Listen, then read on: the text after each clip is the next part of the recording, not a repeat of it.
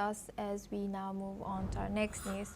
The European Union has approved a powerful new round of sanctions against Russia, the 18th since the start of the war in 2022, targeting Moscow's oil exports and key revenue streams.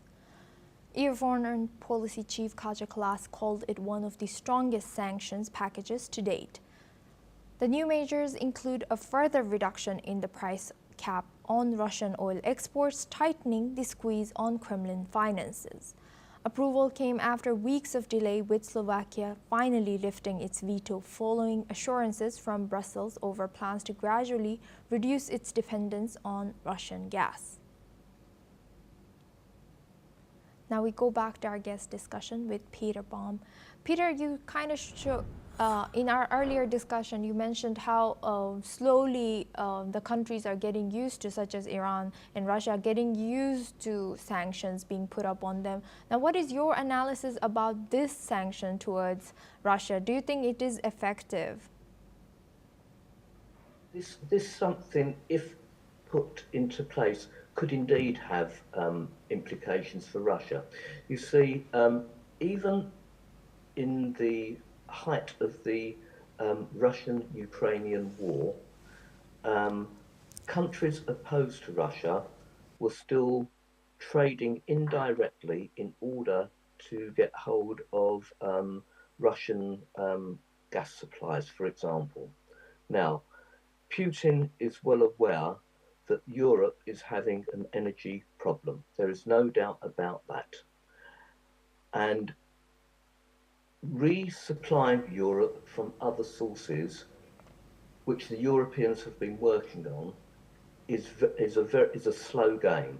So again, the rhetoric, the bluster about imposing sanctions is one thing. What happens in practice is another. Now, clearly, Europe were hoping that President Trump was going to use his influence on Vladimir Putin in order to bring the conflict to an end. And that has not happened. And also, we've seen quite a volte-face by President Trump, originally being very opposed to Zelensky and what Zelensky was doing and supporting, in effect, Russia. And now the tables have turned. So it seems that the conflict, rather than coming to a halt earlier, is going to be extended for a period of time, we don't know which.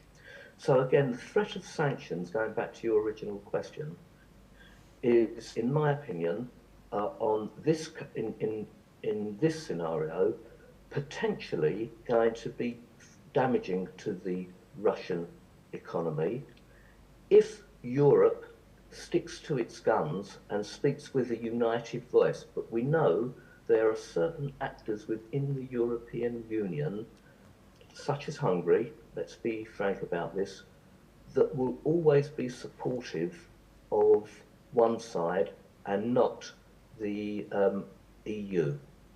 Peter, we are short in time, so I'll cut you off over there. Thank you very much for joining us today and sharing your insight as a foreign editor at Weekly Blitz.